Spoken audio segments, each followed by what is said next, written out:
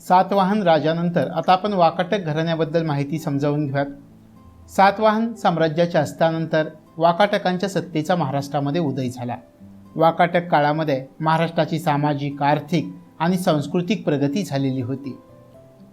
आता आपण वाकाटकांच्या कालावधीमध्ये राजकीय परिस्थिती कोणत्या स्वरूपाची होती हे समजावून घेऊयात। अजंठा लेण्यांमध्ये वाकाटकांना वाकाटक वंशकेतू असं म्हटलं जात होतं। म्हणजे या ठिकाणी आपल्याला उल्लेख करता येईल की अजंठा लेण्यांमध्ये वाकाटकांना वाकाटक वंशकेतू असा उल्लेख आहे। वायू पुराण आणि बिदर ताम्रपाठामधून विंध्य शक्ती याचा वाकाटक घराण्याचा संस्थापक असा उल्लेख करण्यात आलेला आहे। म्हणजे या ठिकाणी वाकाटक घराण्याचा संस्थापक असा कोणाचा उल्लेख करण्यात आलेला आहे आणि कोठे करण्यात आलेला आहे हे आपल्याला लक्षामध्ये ठेवावं लागेल।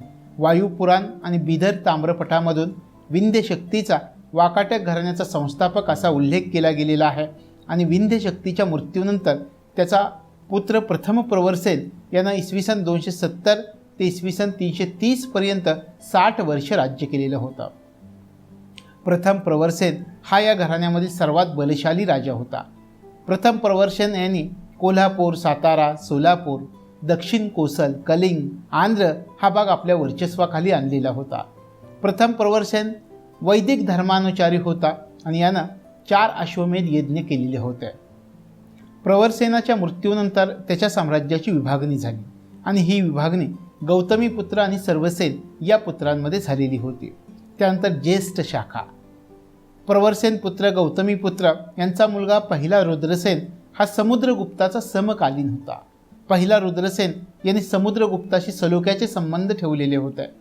पहिला रुद्रसेन याच्यानंतर त्याचा पुत्र पृथ्वीसेन राजा बनला आणि पृथ्वीसेननं आपला मुलगा दुसरा रुद्रसेनचा विवाह दुसऱ्या चंद्रगुप्ताची कन्या प्रभावती गुप्त हिच्याशी केला आणि राजधानी नागपूरजवळ नंदीवर्धन या ठिकाणी आणली। 490च्या सुमाराला वाकाटकांची ज्येष्ठ शाखा ही वत्सगुल्म शाखेमध्ये विलीन झालेली होती। यानंतर वत्सगुल्म शाखा, आता वत्सगुल्म शाखा म्हणजे काय तर पहिल्या प्रवरसेनचा द्वितीय पुत्र सर्वसेन यांनी राजधानी वत्सगुल्म म्हणजे सध्याचे वाशिम या ठिकाणी स्थापन केली। सर्वसेन हा उत्तम कवी होता।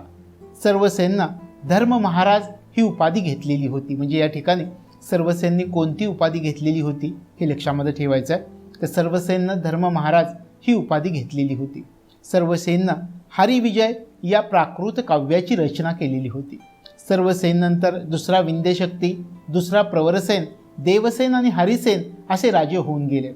550च्या सुमाराला महिष्पतीच्या कलचुरींनी वाकाटकांच्या विदर्भामध्ये आपलं राज्य स्थापन केलं आणि यामुळं त्यांच्या सत्तेचा ऱ्हास झाला। आता वाकाटकांचं योगदान बघूयात। वाकाटक राजे साहित्य, विद्या आणि कलेचे भोक्ते आणि आश्रयदाते होते। हिंदू धर्म आणि संस्कृती यांचे रक्षण करण्याची जबाबदारी या वाकाटक राजांनी पार पाडलेली होती। धार्मिकदृष्ट्या जर विचार केला तर धार्मिकदृष्ट्या हे राजे सहिष्णु होते आणि या काळामध्ये सर्व धर्मांचा विकास झालेला आपल्याला दिसून येतो। वंश परंपरागत राजकीय सत्ता असताना सुद्धा या राजांनी सत्तेचा अनियंत्रित वापर केलेला नव्हता। योग्य लष्कर प्रशासन याद्वारे या राजांनी आपले साम्राज्य विस्तार आणि सुस्थिरता टिकवण्याचा प्रयत्न केला। जमीन महसूल, आयात निर्यात कर, मांडलिक राजांकडून येणारी खंडणी आणि राजकीय स्थिरता यामुळे या काळामध्ये आर्थिक प्रगती झालेली आपल्याला दिसून येतं। कवी कालिदासाचे अनेक वर्ष वाकाटकामध्ये वास्तव्य होते। याशिवाय कवी कालिदासाने मेघदूतची रचना याच ठिकाणी केलेली दिसून येते। वाकाटक राजांनी कवी आणि विद्वानांना राजाश्रय दिलेला होता। याशिवाय वाकाटकचा काळ महाराष्ट्रामधील सामाजिक, राजकीय, आर्थिक, धार्मिक आणि सांस्कृतिक वैभवाचा काळ समजला जातो। अशा प्रकारे महाराष्ट्रामध्ये वाकाटक घराण्यांनी राज्य केलेलं होतं। यानंतर बदामीचे चालुक्य घराणे। बदामीच्या चालुक्य घराण्याचा जर आपण विचार केला तर वाकाटकानंतर महाराष्ट्रामध्ये चालुक्य घराण्याची सत्ता प्रस्थापित झाली। बदामीच्या चालुक्य घराण्यामधील पहिला राजा जयसिंह हा होता आणि पहिला पुलकेशी हा या घराण्यामधील बलशाली राजा मानला जातो। पहिला पुलकेशी यानं अश्वमेध यज्ञ केलेला होता। पहिल्या पुलकेशीनं साम्राज्याची आणि वातापी म्हणजे बदामी या राजधानीची पायाभरणी केलेली आपल्याला दिसून येते। कीर्तिवर्मन हा पराक्रमी राजा बदामीच्या चालुक्य घराण्यामध्ये होऊन गेलेला दिसून येतो। याशिवाय कीर्तिवर्मननं आपल्या 11 वर्षाच्या काळामध्ये कदंब आणि नल राजांचा पराभव केलेला होता. कीर्तिवर्मननं अनेक राजांना आपलं मांडलिक बनवलं. कीर्तिवर्मनचा लहान भाऊ मंगलेश हा गादीवरती आला आणि मंगलेश याने कलचुरी आणि रेवती राजांचा पराभव केला. मंगलेश याच्या कारकिर्दीच्या शेवटच्या कालावधीमध्ये झालेल्या यादवी युद्धामध्ये त्याचा पुतण्या दुसरा पुलकेशी विजयी होऊन गादीवरती आला. दुसरा पुलकेशी हा या घराण्यामधील सर्वात पराक्रमी आणि बलशाली राजा मानला जातो. याशिवाय वारसा हक्काकरता राजकीय अस्थिरता या घराण्यामध्ये निर्माण झालेली होती. दुसऱ्या पुलकेशीनं सामंत आणि मांडलिक राजांवरती पकड निर्माण केली. सैन्य व्यवस्था बळकट बनवली. दुसऱ्या पुलकेशीनं मौर्य, कलचुरी, नल, राष्ट्रकूट, कदंब, गंग, आलूप या राजांचा पराभव करून पराक्रम गाजवला. महाराष्ट्र, कोकण, माळवा, विदर्भ हे प्रांत या राजानं जिंकून घेतलेले होते. याशिवाय दुसऱ्या पुलकेशीच्या कालावधीमध्ये उत्तर भारतामधील प्रभावशाली आणि सामर्थ्यवान राजा हर्षवर्धन याचं आक्रमण झालं. परंतु या झालेल्या युद्धामध्ये हर्षवर्धनचा पराभव करून चालुक्य राजा दुसरा पुलकेशीनं आपलं श्रेष्ठत्व सिद्ध केलेलं होतं. ऐहोळ या ठिकाणी शिलालेखामध्ये रविकीर्ती याने दुसऱ्या पुलकेशीवर मिळवलेल्या विजयाची माहिती आहे आणि रविकीर्तीनं यानंतर कलिंग आणि कोसल हे देश जिंकलेले होते. पल्लव राजा नरेंद्रसिंह वर्मा यानं पुलकेशीचा पराभव केला आणि या युद्धामध्ये द्वितीय पुलकेशी मारला गेला. यानंतर पहिला विक्रमादित्य, विनयादित्य, विजयादित्य याशिवाय कीर्तिवर्मन हे राजे पुढच्या कालावधीमध्ये झालेले आपल्याला दिसून येतात. दुसऱ्या कीर्तिवर्मन हा या घराण्यामधील शेवटचा राजा होता. राष्ट्रकूट राजा कृष्ण प्रथम यानं दुसरा कीर्तिवर्मन याचा पराभव केला आणि त्याची सत्ता संपुष्टामध्ये आणलेली होती. अशा प्रकारे आपल्याला या चालुक्य घराण्याविषयी सांगता येईल. त्यानंतर कल्याणीचे चालुक्य. राष्ट्रकूटांनी बदामीच्या चालुक्याचा पराभव करून महाराष्ट्रामध्ये स्वतःचा एकछत्री अंमल सुरू केला आणि राष्ट्रकूट राजा दुसरा कर्क याच्या कालावधीमध्ये चालुक्य मांडलिक सरदारानं म्हणजे दुसरा तैलप यानं आपलं स्वतंत्र राज्य जाहीर केलं आणि याने चोल, चेदी, कुंतल, ओरिसा या ठिकाणच्या राजांचा पराभव केला. या घराण्यामधील सत्याश्रय, पहिला विक्रमादित्य, जयसिंह प्रथम, पहिला सोमेश्वर असे राजे या घराण्यामध्ये होऊन गेले आणि चौथ्या सोमेश्वरच्या कालावधीमध्ये यादवांनी त्यांचा पराभव केला आणि चालुक्य सत्तेचा शेवट झालेला आपल्याला दिसून येतं. आता चालुक्यांचं योगदान कसं होतं सत्तेमध्ये, तर या ठिकाणी आपल्याला सांगता येईल की चालुक्यांच्या दोन्ही शाखांमधील राजे हे कला, साहित्य आणि विद्येचे उपासक होते असं आपल्याला दिसून येतं. चालुक्य राजांच्या कालावधीमध्ये दक्षिणेमध्ये संस्कृत आणि कन्नड भाषेमध्ये मोठ्या प्रमाणामध्ये साहित्य निर्माण झालेलं आपल्याला दिसून येतं. कवी भिल्लन याचं विक्रमांक देवचरित, विज्ञानेश्वराचे मिताक्षरा, याशिवाय पंपाचे पंप रामायण, सोमेश्वर तिसरा याचे मानसोल्लास अशा अनेक ग्रंथाची निर्मिती या कालावधीमध्ये झालेली आपल्याला दिसून येते. या काळामधील वास्तुशिल्पे आजही त्यांच्या वैभवाची साक्ष देताना आपल्याला दिसून येतात. बदामी, हंपी, ऐहोळ, पट्टदकल्ला, श्रवणबेळगोळ या ठिकाणची मंदिरं आणि त्यांच्या स्थापत्याची प्रगती दर्शवताना आपल्याला दिसून येतात आणि ही सर्व मंदिरं द्रविड शैलीची आहेत हे लक्षामध्ये ठेवायचं आहे. याशिवाय चालुक्य हे वैष्णवपंथीय होते हे लक्षामध्ये ठेवायचं आहे. चालुक्य हे जरी वैष्णवपंथीय असले तरीसुद्धा धर्मसहिष्णुतेचं धोरण या राजांनी अवलंबलेलं होतं. चालुक्यांनी सामाजिक, धार्मिक, आर्थिक आणि कला स्थापत्याच्या दृष्टीने जे कार्य केलेलं होतं ते कार्य उल्लेखनीय मानलं जातं. अशा प्रकारे चालुक्य घराण्याविषयी माहिती आपल्याला सांगता येईल. यानंतर राष्ट्रकूट घराणे या घराण्याविषयी आपण माहिती समजावून घेऊयात. चालुक्य घराण्याचा ऱ्हास झाल्यानंतर इसवी सन 753च्या सुमाराला राष्ट्रकूट राजे महाराष्ट्रावरती सत्तेवरती आले. सुरुवातीला राष्ट्रकूट राजे चालुक्यांचे सामंत होते. राष्ट्रकूटांनी नंदीवर्धन म्हणजे अचलपूर, सातारा जिल्ह्यामधील मान आणि मराठवाड्यामधील लातूर या ठिकाणी सत्ता केंद्र निर्माण केलेली होती. राष्ट्रकूटांचा लातूर या ठिकाणच्या सत्तेनं ऐतिहासिक नावलौकिक मिळवलेला आपल्याला दिसून येतो. याशिवाय राष्ट्रकूट घराण्याचा राजकीय इतिहास जर आपण पाहिला तर दंतीदुर्ग हा या घराण्याचा संस्थापक राजा मानला जातो. दंतीदुर्ग हा सुरुवातीला गुजरातमधील चालुक्यांचा सामंत अधिकारी होता. चालुक्यांमध्ये जे दुर्बळ उत्तराधिकारी होते याचा फायदा घेत त्यानं आपल्या स्वतंत्र राज्याची स्थापना केली आणि उत्तरेला नर्मदेपासून ते दक्षिणेला तुंगभद्रेपर्यंत प्रदेश त्याने जिंकला आणि आपल्या साम्राज्याचा विस्तार केला. दंतीदुर्गनंतर त्याचा चुलता कृष्ण प्रथम हा गादीवरती आला. कृष्ण प्रथम यानं 18 वर्ष राज्य केलं आणि चालुक्यांची उरलेली सत्ता समूळ नष्ट करून टाकली. कृष्ण प्रथम या राजानं जगप्रसिद्ध असलेलं वेरूळ येथील कैलास मंदिर बांधलं.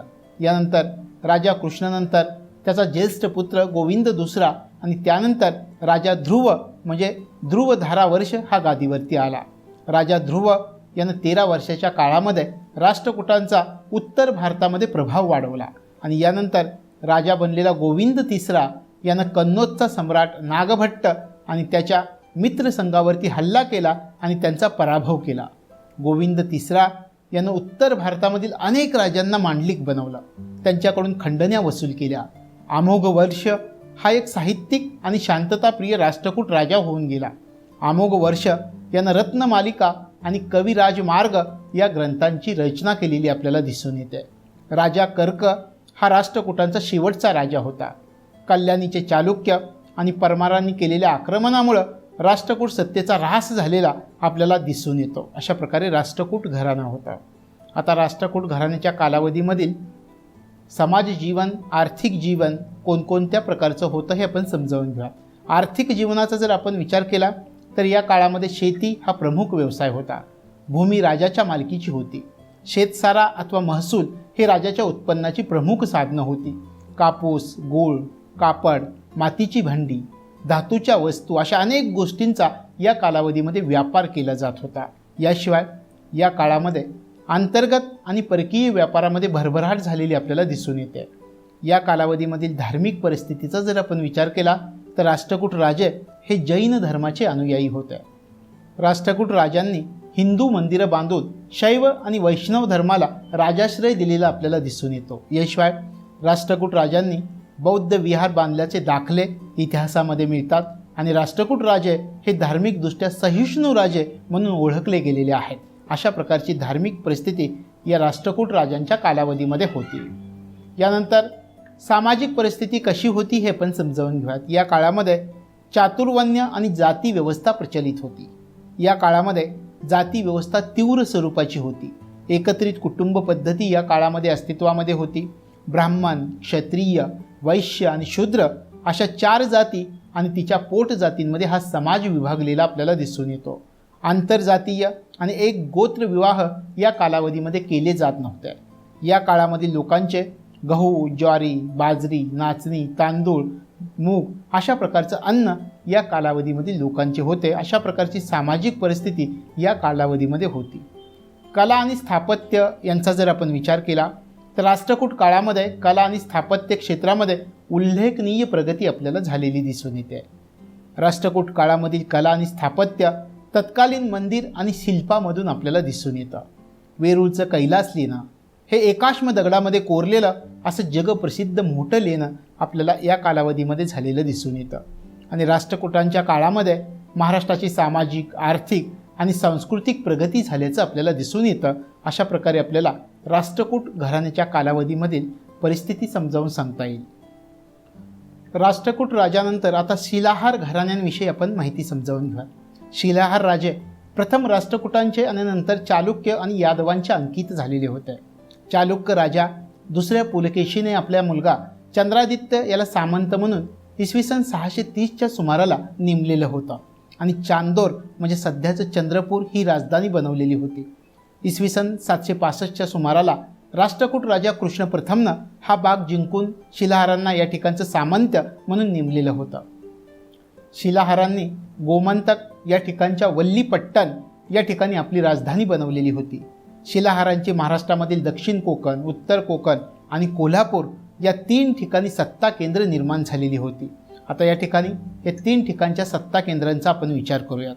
सुरुवातीला दक्षिण कोकणचे शिलाहार या घराण्याचा मूळ संस्थापक विद्याधर जिमूत वाहन हा होता आणि तो उस्मानाबाद जिल्ह्यामधील तगर म्हणजे तेर हे त्याचं मूळ स्थान होतं. सोनेरी गरुड पक्षाचं चिन्ह जिमूत वाहन या राजघराण्याच्या निशाण्यावरती होतं. सनफुल्ल, धम्मियार, अवसर पहिला, इंद्रराज, अवसर तिसरा, रट्टराज असे काही राजे या घराण्यामध्ये होऊन गेलेले आपल्याला दिसून येतात. याशिवाय खारेपाटण ताम्रपटामधील रक्तराज हा शेवटचा राजा होता, हे लक्षामध्ये ठेवायचं आहे. त्यानंतर उत्तर कोकणचे शिलाहार.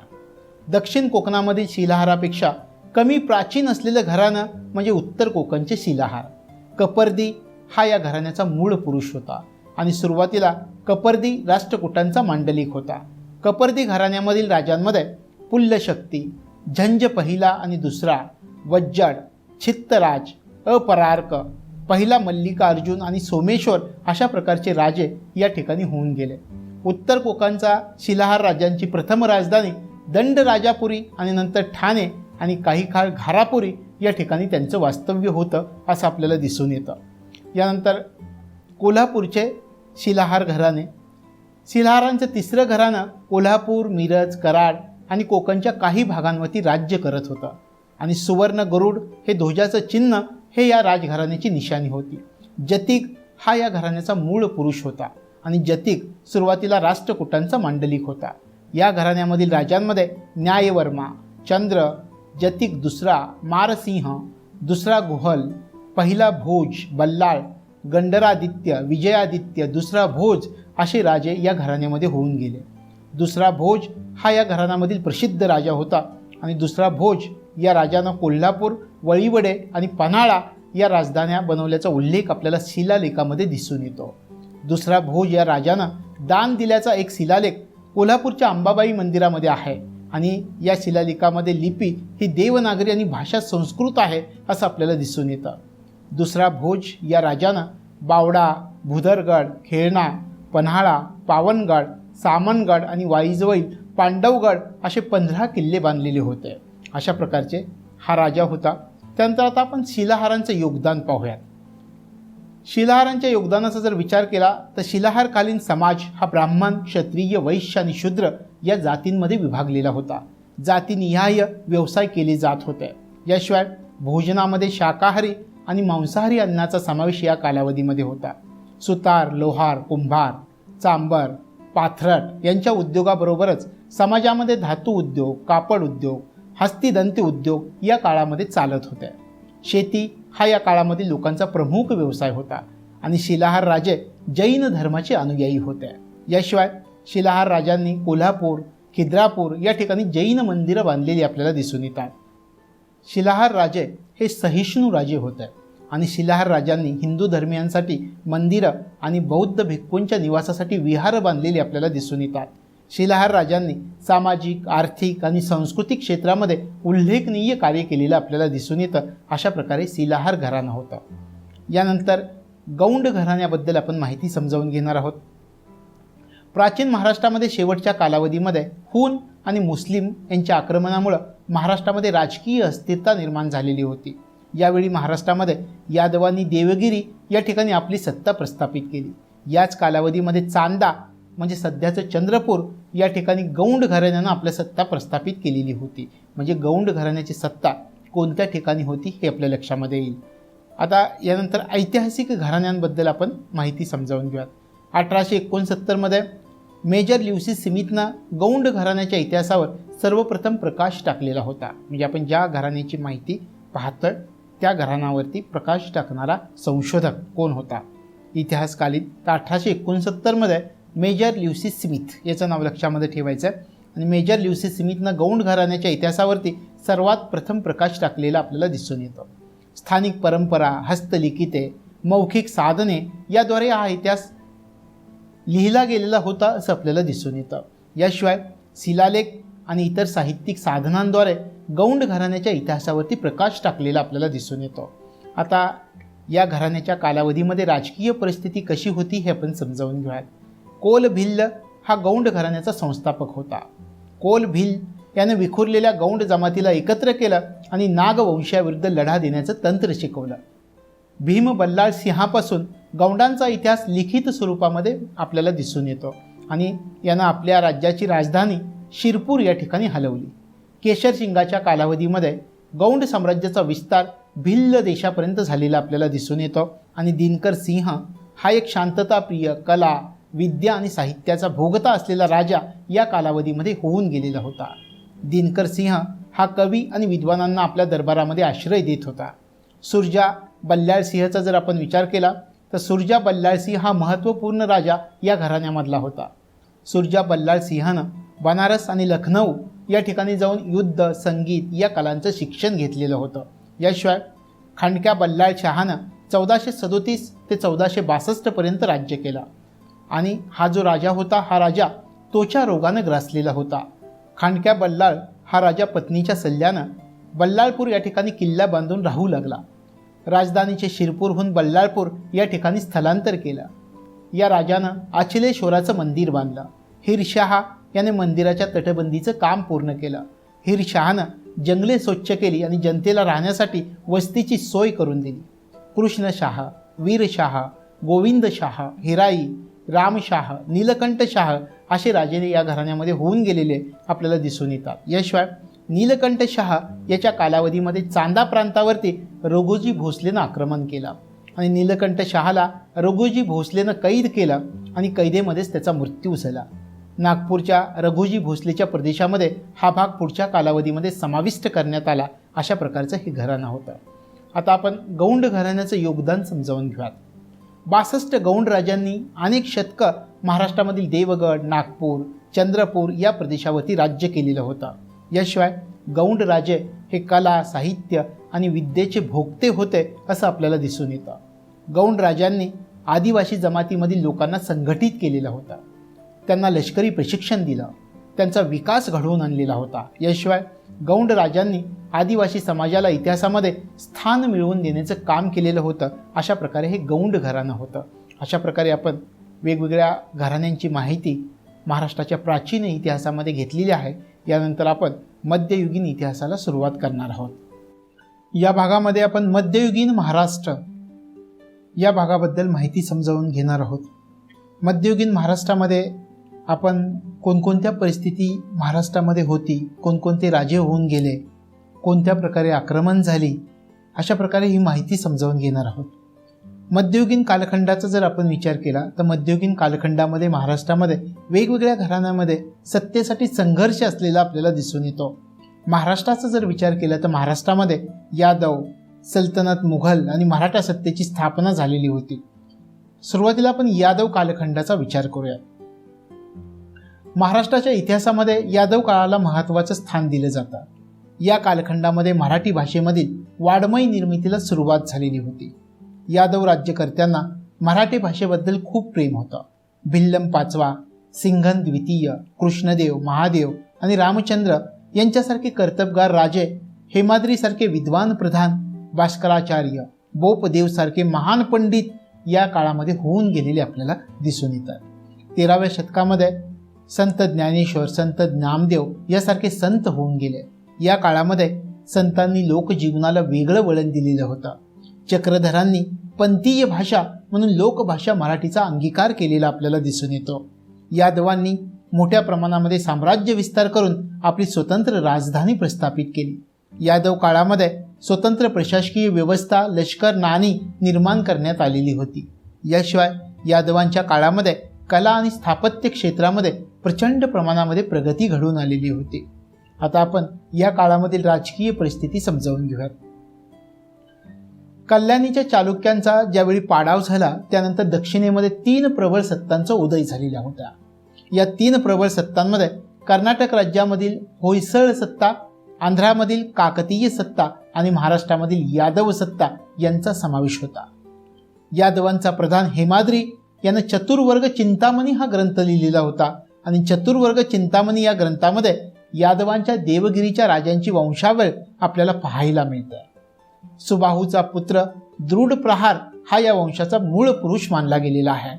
याशिवाय गुजरातमधील द्वारकेमधून दृढ प्रहार दक्षिणेमध्ये आलेला होता. हेमाद्रीनं केलेल्या वर्णनाप्रमाणे दृढ प्रहारनं सिन्नर जिल्हा नाशिक या ठिकाणी आपली राजधानी वसवली. तत्कालीन साहित्य आणि लेख यामधून यादव राजांविषयी आपल्याला माहिती मिळते.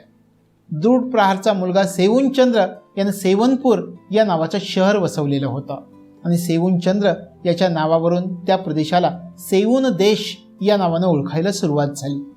सेवुनचंद्रच्या वारसदारांनी सुरुवातीला राष्ट्रकूटांचं आणि नंतर कल्याणीच्या चालुक्यांचं शासन काही काळ चालवलं. चालुक्य राज्यकर्ता सोमेश्वर चतुर्थ हा अकार्यक्षम होता आणि याचा फायदा 5व्या भिल्लम यादवनं घेतला आणि त्याच्या राज्यामधील श्रीवर्धन, प्रत्यंडक म्हणजे परांडा, मंगलवेष्टक म्हणजे मंगळवेढा ही ठाणं लष्करी कारवाई करून जिंकून घेतली आणि यादव राजघराण्याची सार्वभौम सत्ता या ठिकाणी निर्माण केली. देवगिरी या ठिकाणी आपल्या राज्याच्या राजधानीची त्यांनी स्थापना केलेली आपल्याला दिसून येते. त्यानंतर सिंघन द्वितीय याचं कार्य. जैतुकीनंतर सिंघन द्वितीय हा यादव घराण्यामध्ये पराक्रमी सम्राट मानला जातो. सिंघन द्वितीयनं कोल्हापूरच्या शिलाहारांवरती विजय मिळवलेला होता. याशिवाय बुलढाणा जिल्ह्यामधील आंबडापूर या ठिकाणी मिळालेला जो लेख आहे, या लेखावरून सिंघन द्वितीयनं विदर्भ जिंकल्याचं दिसून येतं. सिंघन द्वितीय राजानं मायनी या ठिकाणी संगमेश्वराचं आणि शिखर शिंगणापूर या ठिकाणी महादेवाचं मंदिर बांधलेलं होतं. अशा प्रकारे ह्या सिंघन द्वितीयचं कार्य होतं. त्यानंतर खोलेश्वराचं कार्य. सिंघन द्वितीयकडे प्रशासनामध्ये खोलेश्वर सारखे कर्तबगार व्यक्ती होत्या. या खोलेश्वरानं वराडामध्ये शेकडो पाणपोया, विहिरी, मंदिरं बांधली. एलिचपूर या ठिकाणी विष्णूचं मंदिर बांधलं. पूर्णा नदीच्या काठी खोलापूर हे नवीन गाव वसवलं. याशिवाय आंबे देशात मांजरा नदीच्या काठी विद्वानांचं आश्रयस्थान अग्रहार स्थापन केला. आंबेजोगाई या ठिकाणी सापडलेल्या शिलालेखावरून ही माहिती प्राप्त झालेली आहे. अशा प्रकारे खोलेश्वर यांनी यादवांच्या कालावधीमध्ये कार्य केलेलं होतं. यानंतर सिंघन द्वितीय नंतरच्या राजांचा आपण विचार करूयात. सिंघन द्वितीय नंतर कृष्णदेव किंवा कान्हेरदेव यांना आपल्या राज्याचा विस्तार करता यावा यासाठी माळव्याच्या परमाराचा पराभव केला आणि कृष्णदेवानंतर महादेव यादव यांनी गुजरातमधील वाघेलांचा बंदोबस्त केला. कोकणाच्या शिलाहारांचा पराभव करून यादवांची सत्ता वाढवली. महादेव यादव हा मोठा रसिक आणि गुणीजनांचा आदर करणारा राजा मानला जातो. अशा प्रकारे सिंघन द्वितीय नंतरच्या राजांचा आपल्याला उल्लेख करता येईल. या ठिकाणी राजा रामचंद्र यादव याचं कार्य आता आपण समजावून घेऊयात. महादेव यादव याच्यानंतर रामचंद्र यादव हा प्रभावशाली राजा सत्तेवरती आला. रामचंद्र यादवानं यादवांच्या सत्तेचा विस्तार गुजरात आणि माळव्यापर्यंत केला. रामचंद्र यादव यांनी देवगिरीला वैभवाच्या अत्युच्च शिखरावरती नेऊन ठेवलं आणि देवगिरीचं हेच वैभव ऐकून अल्लाउद्दीन खिल्जीनं 1296 मध्ये देवगिरीवरती स्वारी केली. अल्लाउद्दीन खिल्जीचा पराभव करण्यामध्ये हा राजा असफल राहिला, अयशस्वी झाला आणि या अपयशामुळेच देवगिरीच्या यादवांना दिल्लीच्या सुलतानाचं स्वामित्व मान्य करावं लागलं. याशिवाय देवगिरीवर इस्लामची सत्ता या काळामध्ये प्रस्थापित झालेली आपल्याला दिसून येत आहे. प्रचंड खंडणी आणि संपत्ती घेऊन अल्लाउद्दीन खिल्जी उत्तरेकडे निघून गेला. काही काळानंतर रामचंद्र यादवानं अल्लाउद्दीन खिल्जीला खंडणी देण्याचं थांबवलं. याचा परिणाम असा झाला की मलिक काफूरनं देवगिरीवरती आक्रमण केलं आणि राजा रामचंद्राला कैद केलं. इसवी सन 1312 मध्ये रामचंद्राचा मृत्यू झाला. रामचंद्र यादव हा यादव वंशामधील श्रेष्ठ राज्यकर्ता मानला जातो आणि रामचंद्र यादव याच्या कालावधीमध्ये यादवांची सत्ता वैभवाच्या शिखरावरती पोहोचलेली आपल्याला दिसून येते. यादवांचं साम्राज्य उत्तरेला नर्मदा नदीपासून ते दक्षिणेला तुंगभद्रा नदीपर्यंत आणि पश्चिमेला अरबी समुद्रापासून अनंतपूर आणि पूर्वेला आंध्र प्रदेश कर्नूलपर्यंत पसरलेलं आपल्याला दिसून येतं. अशा प्रकारे आपल्याला याविषयी सांगता येईल. त्यानंतर यादव घराण्यातील शेवटच्या सम्राटाचा जर आपण विचार केला तर शंकरदेव उर्फ सिंघन तृतीय हा यादव घराण्यामधील शेवटचा सम्राट होता. शंकरदेव उर्फ सिंघन तृतीय यांनी दिल्लीच्या सुलतानाला खंडणी देण्याचं थांबवलं आणि त्याचं वर्चस्व झुगारून दिलं. याचा परिणाम असा झाला की अल्लाउद्दीन खिल्जीनं मलिक काफूरला सैन्यासह पुन्हा देवगिरीच्या स्वारीवरती पाठवलं आणि या स्वारीमध्ये मलिक काफूरनं शंकरदेवचा इसवी सन 1312 मध्ये पराभव केला. मलिक काफूरनं यावेळी देवगिरी हे दक्षिणेकडील मुस्लिम सत्तेचं पहिलं केंद्र बनवलं. अल्लाउद्दीन खिल्जीचा 1316 मध्ये मृत्यू झाला आणि अल्लाउद्दीन खिल्जीच्या मृत्यूनंतर दिल्लीच्या तख्तासाठी संघर्ष सुरू झाला. या गोंधळाचा रामचंद्र यादवचा जावाई हरपाल देव यानं लाभ घेतला आणि देवगिरीचं राजपद पुन्हा मिळवलं. मुबारक खिल्जी यानं देवगिरीवरती स्वारी केली आणि हरपाल देवचा पराभव केला. अशा प्रकारे देवगिरीवरील यादवांची सत्ता कायमची संपुष्टामध्ये आलेली आपल्याला दिसून येत आहे आणि यानंतर देवगिरीवरती तुगलक घराण्याची सत्ता स्थापन झाली. खिल्जी घराण्यानंतर देवगिरीवरती तुगलक घराण्याची सत्ता स्थापन झाली. मोहम्मद बिन तुगलक यांनी इसवी सन 1327 मध्ये आपली राजधानी दिल्लीवरून देवगिरीला आणली आणि मोहम्मद बिन तुगलक यांनी देवगिरीला दौलताबाद असं नाव दिलं. यादव काळामध्ये सत्तेचं केंद्रीकरण हे राजाच्या हाती होतं आणि प्रशासनाच्या सोयीसाठी प्रधानाकडे वेगवेगळी खाती सोपवली गेलेली होती. साम्राज्य याची विभागणी राज्यांमध्ये झालेली होती. काही राजांनी यादवांचं मांडलिकत्व स्वीकारलेलं होतं. अशा प्रकारे आपल्याला यादव सत्तेविषयी सांगता येईल. यानंतर यादव काळामधील आर्थिक परिस्थिती कशी होती हे पण समजावून घेऊयात. वेगवेगळ्या परिस्थिती समजावून घेऊयात. सुरुवातीला शेतीबद्दल माहिती घेऊयात. शेती केंद्रित आर्थिक जीवन हे यादव कालखंडामध्ये आर्थिक जीवनाचा कणा होता. शेतीमध्ये ज्वारी, तांदूळ, तूर, हरभरा, तीळ या पिकांचं उत्पादन घेतलं जात होतं.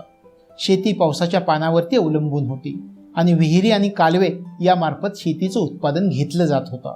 खेड्यांमधील शेतीची मालकी खेड्यातील कुटुंबाकडे होती. पाटील हा खेड्याचा प्रमुख मानला जात होता. गावचा प्रमुख या नात्यानं पाटलामार्फत आपल्या गावचा सारा वसूल करून सरकारमध्ये भरणं हे पाटलाचं काम होतं. याशिवाय शेतसारा आकारताना शेतीचा आकार, त्याचा प्रकार, येणारं पीक, सुपीक नापीक पोत या गोष्टींचा विचार करून शेतसारा आकारला जात होता. अशा प्रकारे यादवांच्या कालावधीमध्ये शेतीबाबत तरतुदी होत्या हे आपल्या लक्षामध्ये येईल. त्यानंतर स्वयंपूर्ण खेडी हे यादवांच्या काळामधलं वैशिष्ट्य होतं. कृषीप्रधान खेड्यांचा प्रमुख आधार शेतकरी होता आणि शेतकऱ्याच्या सर्व प्रापंचिक आणि व्यावसायिक गरजा गावातल्या गावात भागत होत्या. सर्व प्रकारचा कारागीर वर्ग खेड्यामध्येच उपलब्ध होत होता. शेतकऱ्यांना जी कामं वर्षभर पडतील ती सर्व कामे संबंधित कारागीर करून देत होते. याशिवाय कारागिरांना कामाच्या मोबदल्यामध्ये शेतकरी आपल्या शेतीमधील पिकाचा काही हिस्सा उदरनिर्वाहासाठी देत असत आणि याला बलूत असं म्हटलं जात होतं. समाजामध्ये 12 प्रकारची बलुती होती. यांना 12 बलुतेदार या नावाने संबोधलं जात होतं. अशा प्रकारे स्वयंपूर्ण खेडी यादव काळामध्ये होती. त्यानंतर आठवडे बाजार हे वैशिष्ट्य होतं यादव काळामध्ये. भाजीपाला, धान्य, कडधान्य, लाकूड फाटा, सोने, चांदी, मोती यापर्यंतच्या सर्व वस्तूंची खरेदी विक्री आठवडे बाजारामध्ये होत होती. याशिवाय जीवनावश्यक आणि शेतीपूरक वस्तूंना प्रचंड मागणी होती. आर्थिक व्यवहार हे रोख पैशाच्या स्वरूपामध्ये आणि वस्तू विनिमय पद्धतीने होत होते. अशा प्रकारे आठवडे बाजार या यादवांच्या काळामध्ये भरले जात होते.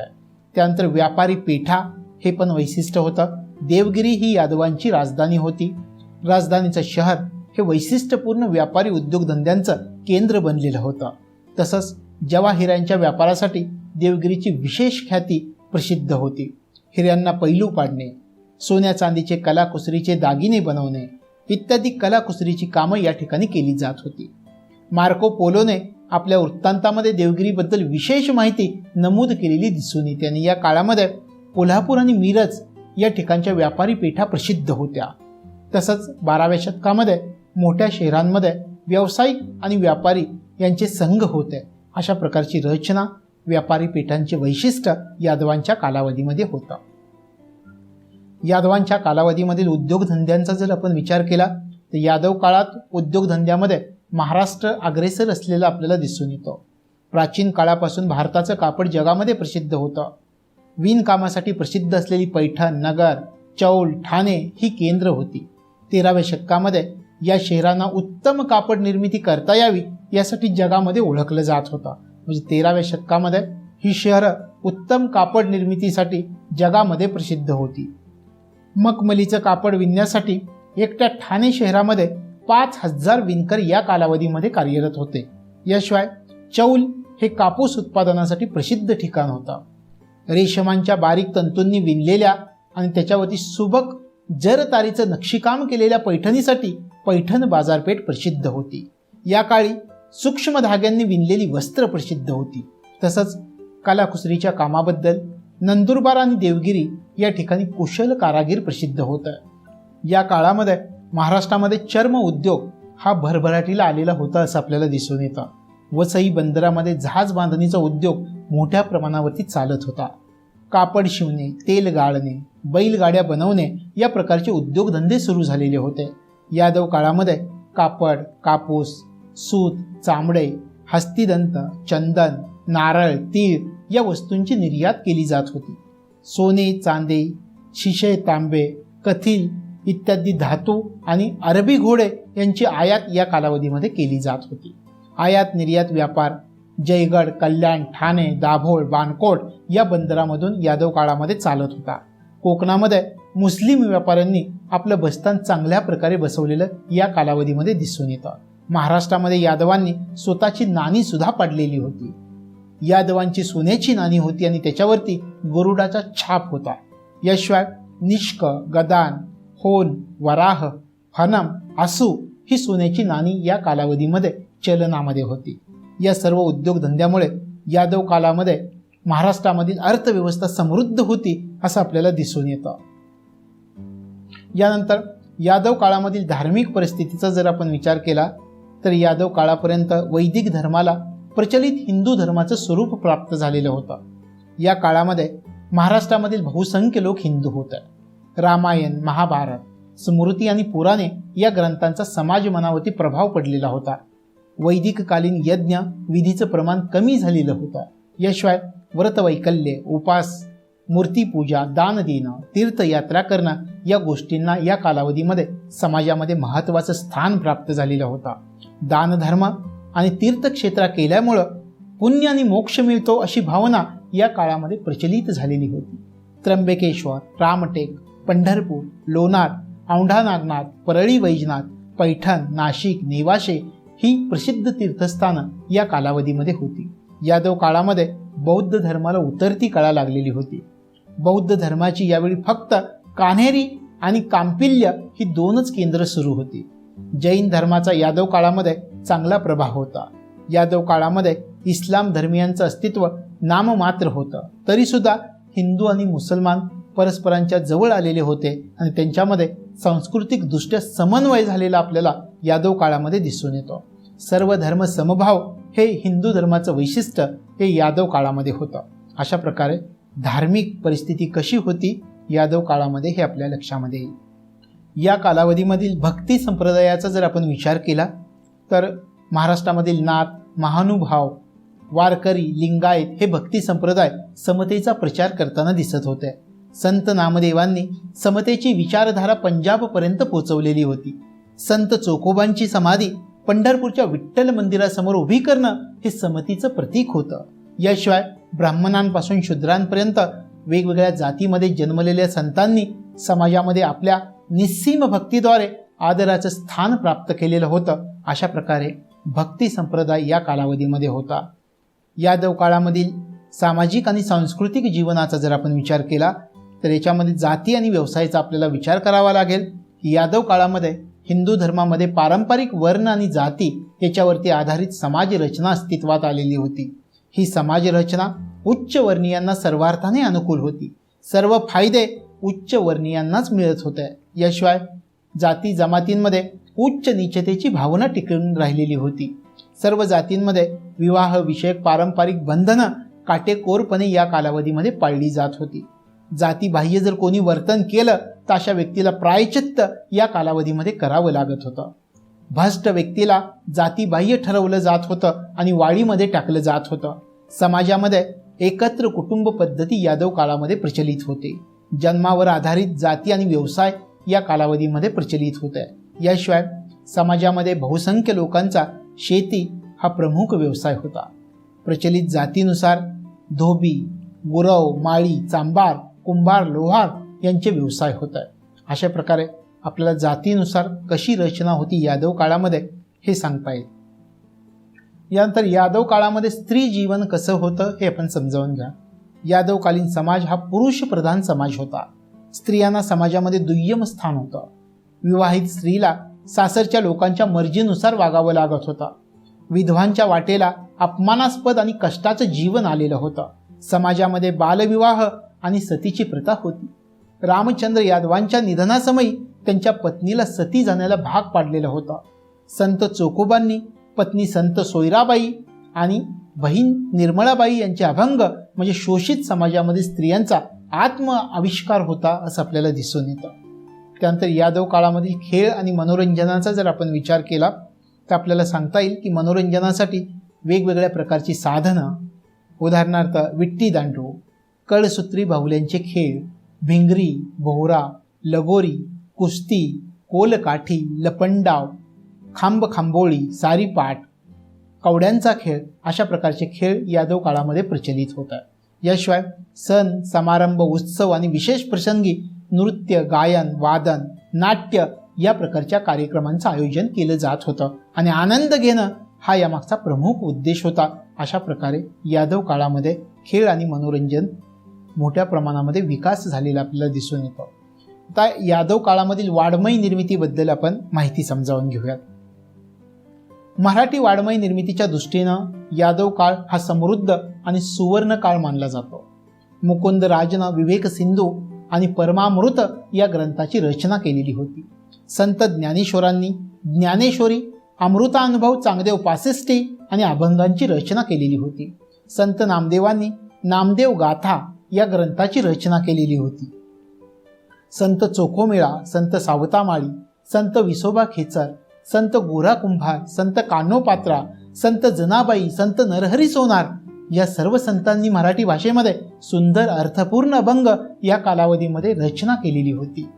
महानुभाव साहित्यिकांनी याच कालावधीमध्ये साहित्य रचना करून मराठी भाषेला समृद्ध केलेलं आपल्याला दिसून येतं. याशिवाय महानुभाव पंडित माहिम भट्ट यांनी लीळाचरित्र आणि श्री गोविंद प्रभू चरित्र या ग्रंथाची रचना या कालावधीमध्ये केलेली होती. रुक्मिणी स्वयंवर, शिशुपाल वध या काव्य ग्रंथाची रचना या काळामध्ये मराठी भाषेमध्ये झालेली होती. अशा प्रकारे मराठी वाङ्मयाचा विकास यादव काळामध्ये मोठ्या प्रमाणामध्ये झालेला होता. यादव काळामध्ये कोणकोणते सण आणि उत्सव साजरे केले जात होते याचा जर आपण विचार केला तर या काळामध्ये नागपंचमी, गोकुळ अष्टमी, दसरा, दिवाळी, होळी हे धार्मिक सण मोठ्या उत्साहानं साजरे केले जात होते. यावेळी व्रतवैकल्य केली जात होती. अशा प्रकारे सण आणि उत्सव यादव काळामध्ये साजरे केले जात होते.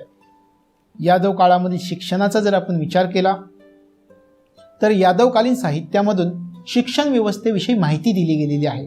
या काळी मंदिराला जोडून पाठशाळा होत्या. पाठशाळांमध्ये लेखन वाचन व्यावहारिक शिक्षण दिलं जात होतं आणि उच्च शिक्षणासाठी पैठण नाशिक या ठिकाणच्या पाठशाळा प्रसिद्ध होत्या. अशा प्रकारे यादव काळामध्ये शिक्षणाचा विकास झालेला होता. यादव काळामधील कलेचा जर आपण विचार केला तर यादव काळामध्ये महाराष्ट्रामध्ये नृत्यकला, गायनकला, वादनकला, विणकाम कला, चित्रकला, शिल्पकला, नाट्यकला या कला प्रकारांचा विकास आपल्याला झालेला दिसून येतो. या कला प्रकाराला सामान्य प्रजा, साधुसंत, मांडलिक अधिकारी आणि यादव राजांकडून प्रोत्साहन दिले जात होतं. यादव राजा सिंघन द्वितीयच्या दरबारामध्ये शारंगदेव हे संगीत तज्ज्ञ होता. याशिवाय शारंगदेवनं संगीत रत्नाकर हा ग्रंथ लिहिलेला होता. रत्नाकर या ग्रंथामध्ये गायन वादन, नर्तन याशिवाय नाट्य या कलांचे वेगवेगळे प्रकार आणि बारकावे सांगण्यात आलेले होते. याशिवाय विशेष सण समारंभ आणि शुभ प्रसंगी या कला प्रकाराचे आयोजन करून लोककलेचा आस्वाद मिळवला जात होता. अशा प्रकारे या यादव काळामध्ये कलेचा विकास झालेला होता. यानंतर यादव काळामध्ये हेमाडपंथी मंदिरं ही वैशिष्ट्य होती. यादवांच्या दरबारामध्ये हेमाद्री हा प्रधानमंत्री होता आणि हेमाद्रीनं स्थापत्य क्षेत्रामध्ये सुधारणा केलेली आपल्याला दिसून येतात. हेमाद्रीच्या जी मंदिर स्थापत्य शैली होते त्याला हेमाडपंथी मंदिरं म्हणून ओळखलं जातं. धार्मिक विधी, पुराण, भजन, कीर्तन आणि सण आणि उत्सवानिमित्त गावामधील लोक मंदिरामध्ये एकत्र येत असत. यादव काळामध्ये मंदिरं ही धार्मिक, सामाजिक आणि कला यांची प्रमुख केंद्र बनलेली होती. अशा प्रकारे हे हेमाडपंथी मंदिरांचं वैशिष्ट्य हे यादव काळामध्ये होतं. आता यादव काळाचं जर आपण मूल्यमापन केलं तर यादव काळामधील राजसत्ता ही सार्वभौम होती परंतु अनियंत्रित नव्हती असं आपल्याला दिसून येतं. यादव काळामधील राजसत्तेवर धर्मशास्त्राचं नियंत्रण होतं. यादव राज्यकर्त्यांनी सांस्कृतिक विकासासाठी मदत केलेली आपल्याला दिसून येते. याशिवाय सामाजिक समता, व्यक्ती स्वातंत्र्य, बुद्धी प्रामाण्य यांना समाजामध्ये मात्र दुय्यम स्थान होतं.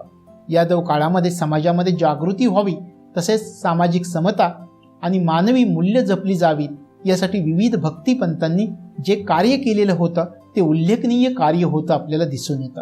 आणि या काळामध्ये साहित्याचा, कलेचा आणि स्थापत्याचा धार्मिक प्रेरणेमधून उदय आणि विकास झालेला आपल्याला दिसून येतो. मराठी साहित्य निर्मितीच्या दृष्टिकोनातून जर आपण विचार केला तर मराठी साहित्य निर्मितीच्या दृष्टिकोनातून हा यादव काळ गौरवशाली आणि वैभवशाली मानला गेलेला आहे. आणि मराठी साहित्यामधून तत्कालीन सांस्कृतिक दर्शन होत होतं. अशा प्रकारे यादव काळामध्ये वेगवेगळ्या क्षेत्रामध्ये विकास झालेला आपल्याला दिसून येतो. अशा प्रकारे यादव काळाबद्दल आपल्याला समजावून घेता येईल मध्ययुगीन कालावधीमध्ये. महाराष्ट्राच्या इतिहासाच्या या भागामध्ये आपण सुलतानशाही, बहामनी आणि मुघल कालखंडाविषयी माहिती समजावून घेणार आहोत. सुलतानशाही, बहामनी आणि मुघल कालखंडाचा जर विचार केला तर सुरुवातीला आपल्याला इस्लामी सत्तेचा भारतामध्ये केव्हा प्रवेश झाला हे समजावून घ्यावं लागेल. इसवी सन 712 मध्ये मोहम्मद बिन काशिम यानं भारतामध्ये आक्रमण केलं आणि इस्लामी सत्तेचा भारतामध्ये प्रवेश झाला. इसवी सन पूर्व 13व्या शतकापासून ते 16व्या शतकापर्यंतचा जे पूर्वार्ध होता, या पूर्वार्धापर्यंत सुलतानशाहीचं राज्य उत्तर भारतामध्ये होतं. अल्लाउद्दीन खिल्जीनं महाराष्ट्राबरोबरच दक्षिण भारतामध्ये या राज्याची स्थापना केलेली होती. तुघलकाच्या सुरुवातीच्या काळामध्ये दक्षिणेमधील काही भाग वगळता संपूर्ण उपखंडावरती त्यांचं राज्य होतं. आणि राजकीय परिस्थितीचा जर आपण विचार केला तर अल्लाउद्दीन खिल्जी महाराष्ट्र याचा कालावधी 1266 ते 1316 हा कालावधी आपण समजावून घेऊयात. राजकीय परिस्थितीचा महाराष्ट्रामध्ये देवगिरी या ठिकाणी यादवांचं स्वतंत्र आणि वैभवशाली राज्य होतं. यादवांची महाराष्ट्रामधील राजधानी देवगिरी या ठिकाणी होती आणि अत्यंत वैभवशाली आणि समृद्ध राजधानी होती.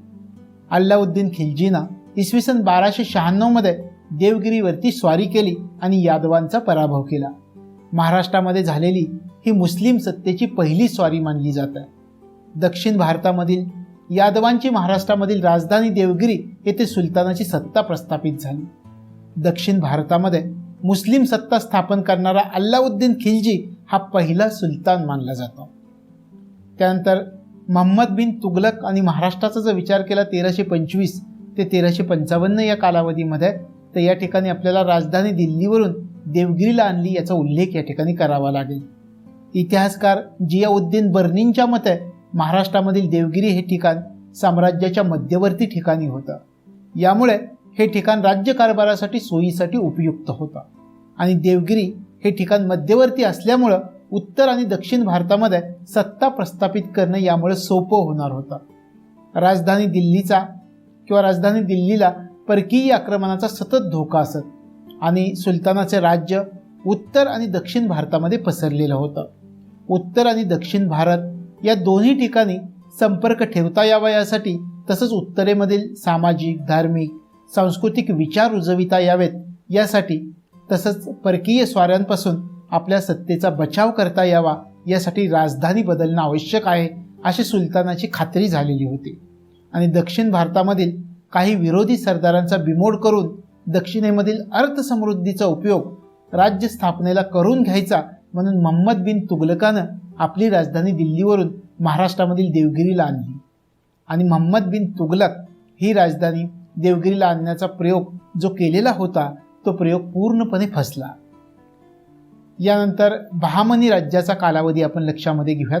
1347 ते 1494 या कालावधीमध्ये बहामनी राज्य अस्तित्वामध्ये होतं. बहामनी राज्य हे महाराष्ट्राच्या इतिहासामधील महत्त्वाचा घटक मानला गेलेला आहे.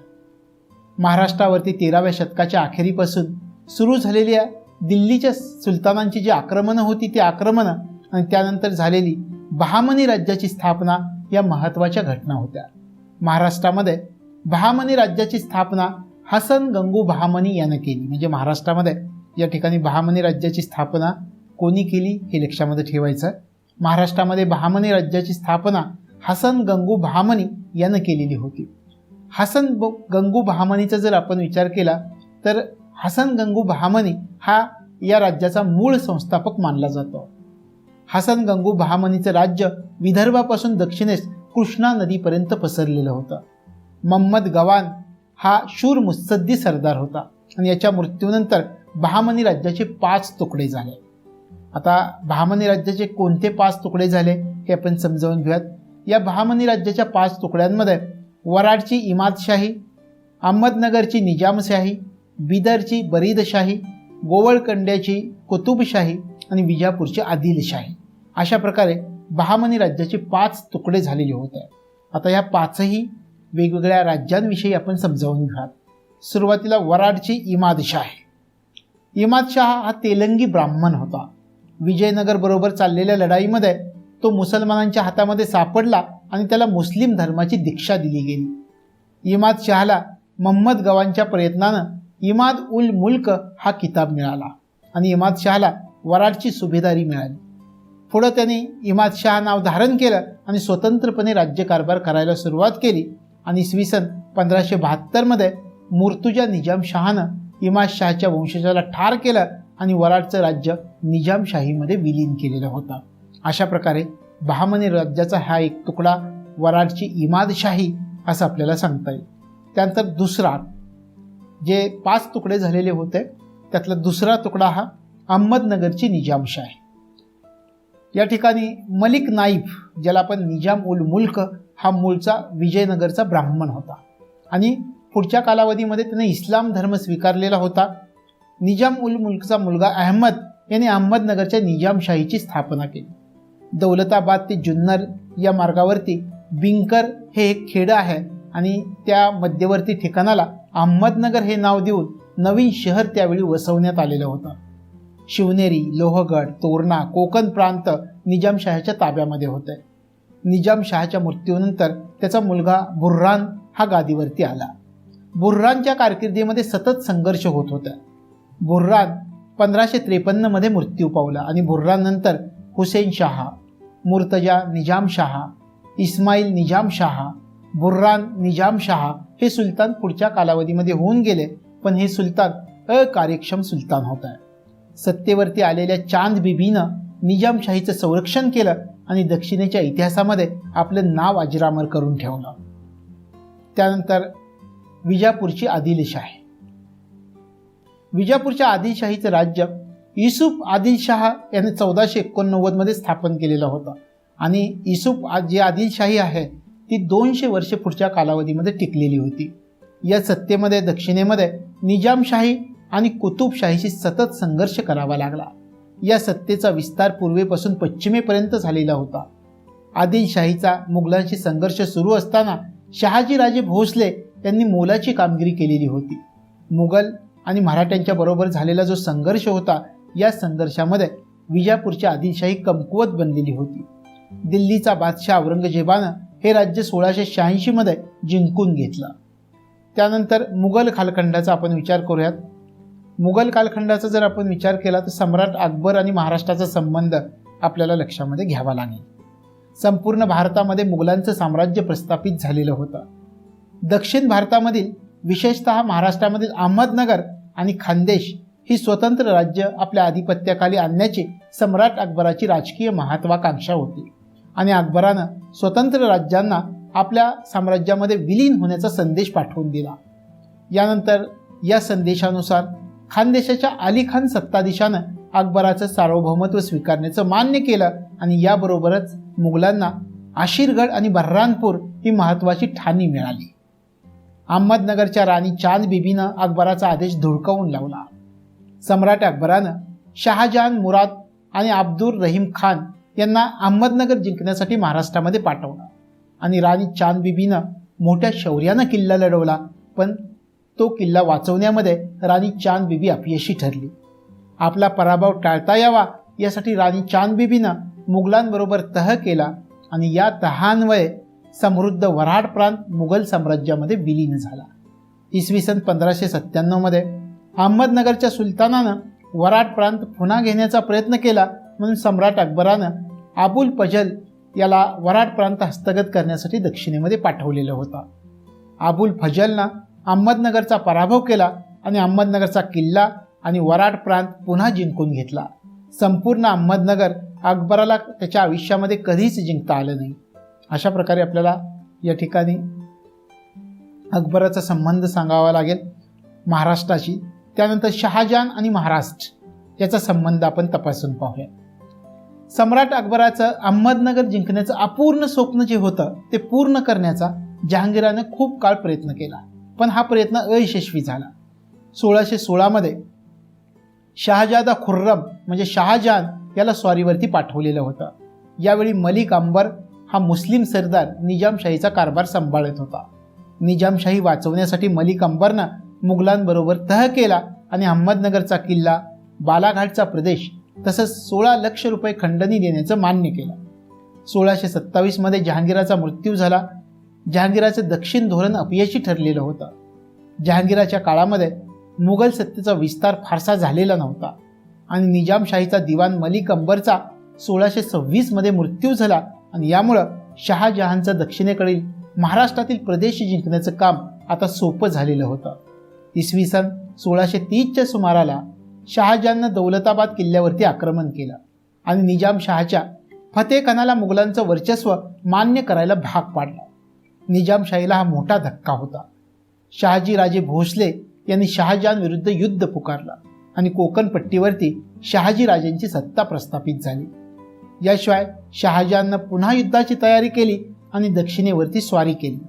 1636 मध्ये शहाजी राजांचा पराभव झाला आणि निजामशाहीचा शेवट झाला. वेगवेगळ्या मुस्लिम सुलतानांच्या काळामध्ये महाराष्ट्रामध्ये विविध क्षेत्रामध्ये कोणत्या प्रकारे परिणाम झाला किंवा परिस्थिती काय होती हे आपण समजावून घेऊयात.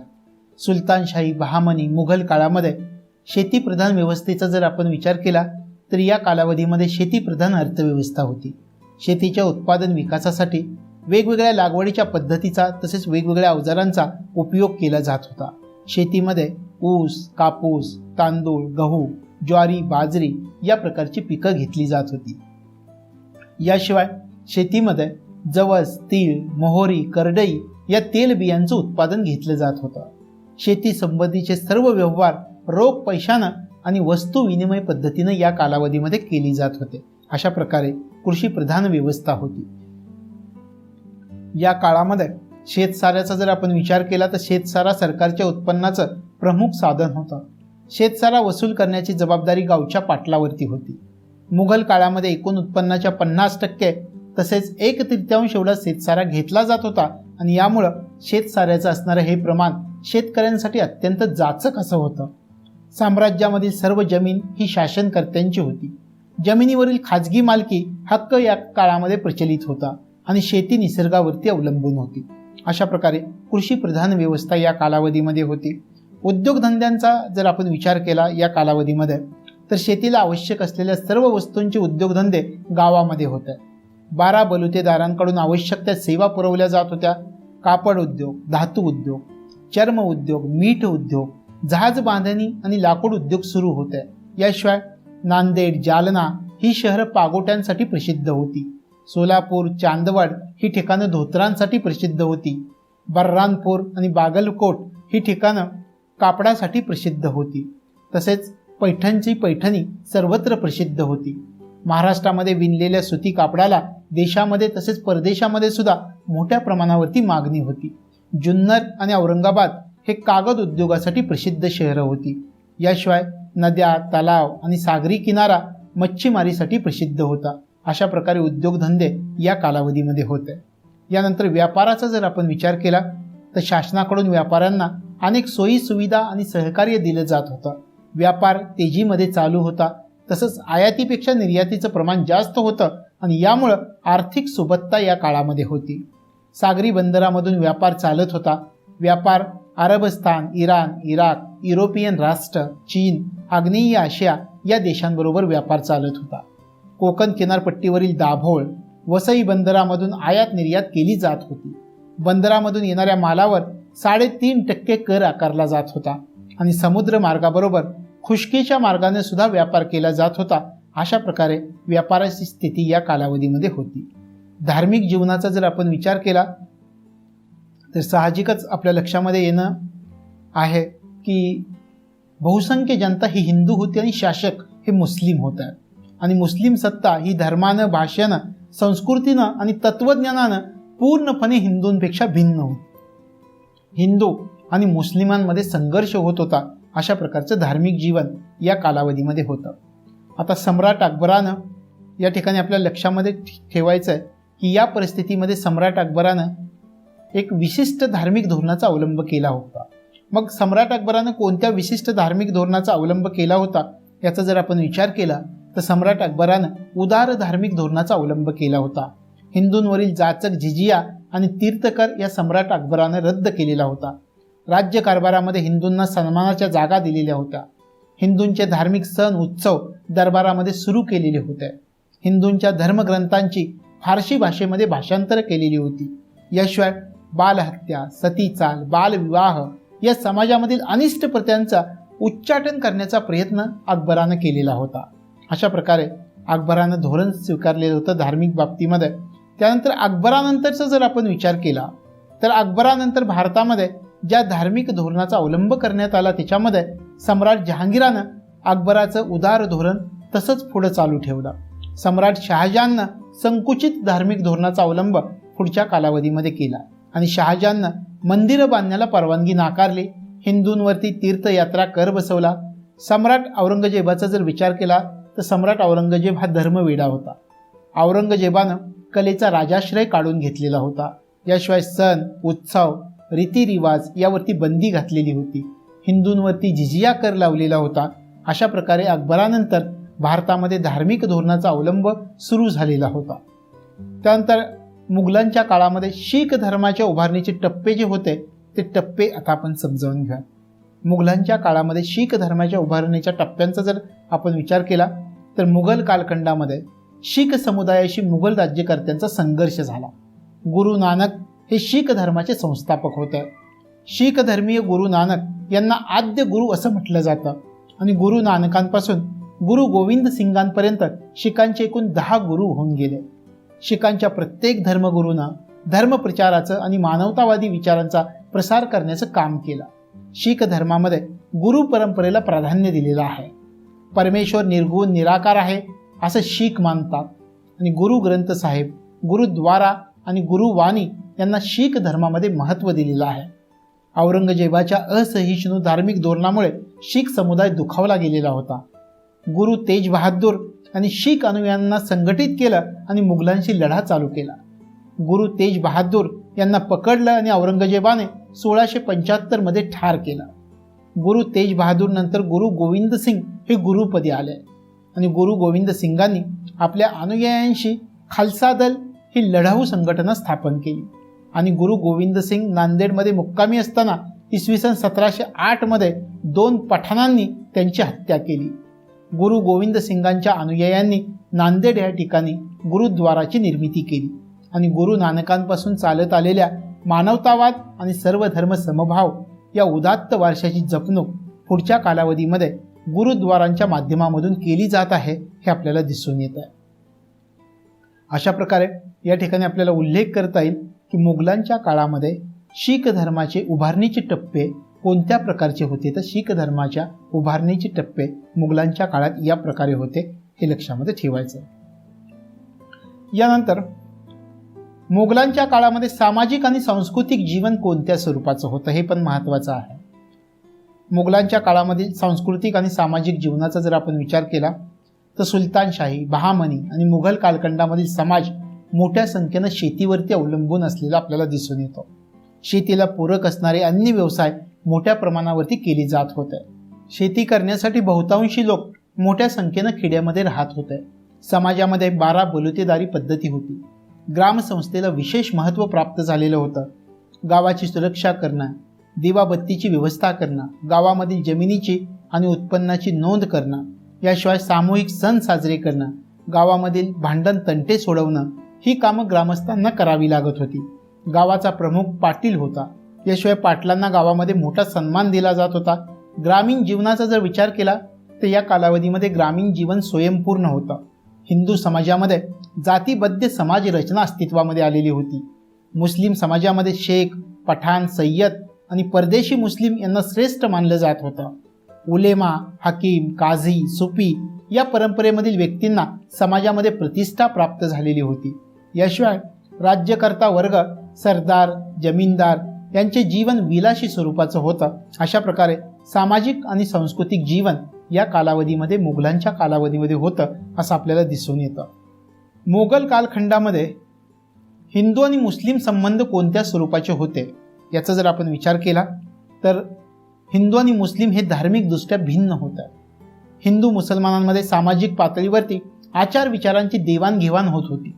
याशिवाय पागोटे घालणे, स्त्रियांनी साडी नेसणे ह्या हिंदूंच्या काही चालीरीती मुसलमानांनी सुद्धा स्वीकारलेल्या होत्या.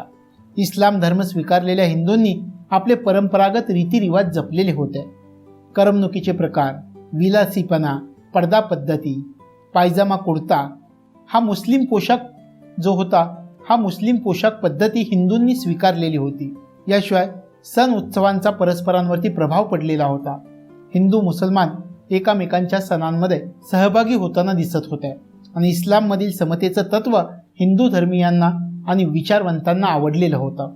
अशा प्रकारे आपल्याला या मुघलांच्या कालावधीमध्ये हिंदू आणि मुस्लिम संबंध कोणत्या स्वरूपाचे होते, तर या स्वरूपाचे होते असं सांगता येईल. मोगल कालखंडामध्ये स्त्री जीवनाचा जर आपण विचार केला तर स्त्री जीवन कोणत्या स्वरूपाचं होतं हे पण आपल्याला माहिती असणं गरजेचं आहे. तर मोगल कालखंडामध्ये स्त्रियांना समाजामध्ये दुय्यम स्थान प्राप्त झालेलं होतं. समाजामध्ये बालविवाह, बहुपत्नी विवाह, सतीची चाल या प्रथा अस्तित्वामध्ये होत्या. स्त्री अनिष्ट प्रथांचा बळी ठरताना दिसत होती. विधवांना पुनर्विवाहाचा अधिकार नव्हता.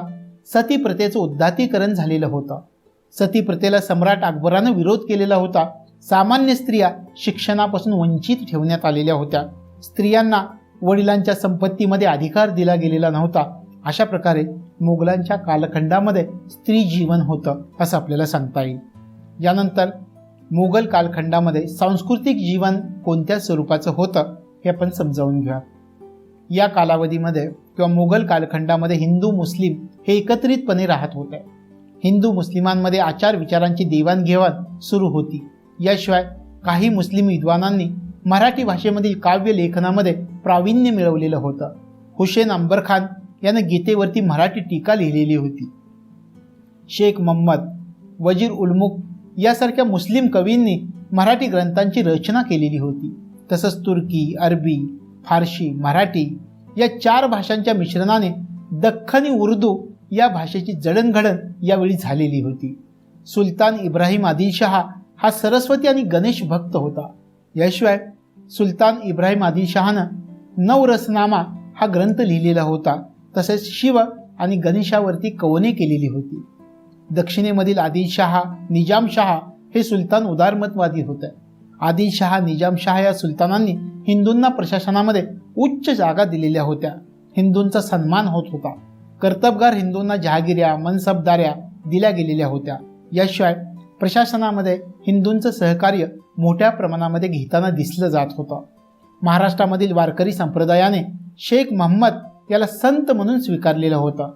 हिंदू मुस्लिम धर्म जरी वेगवेगळे असले तरी ते समाज हितासाठी या कालावधीमध्ये एकत्र आलेले होते असं दिसून येतं. अशा प्रकारे मोगल कालखंडामध्ये सांस्कृतिक जीवन होतं असं आपल्याला सांगता येईल.